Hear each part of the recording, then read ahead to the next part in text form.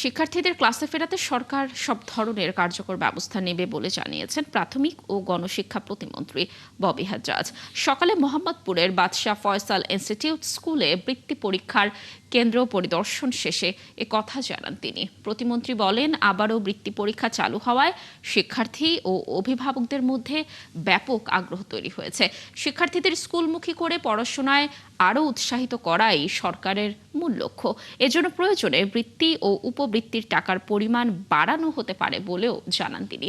এ সময় প্রয়োজনে নীতিমালায় গুরুত্বপূর্ণ পরিবর্তন আনার পরিকল্পনার কথাও জানান প্রতিমন্ত্রী। মেইন লক্ষ্য একটা, সকল শিক্ষার্থীকে ক্লাসরুমে নিয়ে আসা। এটার জন্য পরিবারকে যদি ফাইন্যান্সিয়াল ইনসেন্টিভ দিতে হয়, কিভাবে সেই ফাইন্যান্সিয়াল ইনসেন্টিভটা সবচেয়ে এফেক্টিভ কার্যকরী হতে পারে, সেটা নিয়ে আমরা ইতিমধ্যে আলোচনা শুরু করেছি।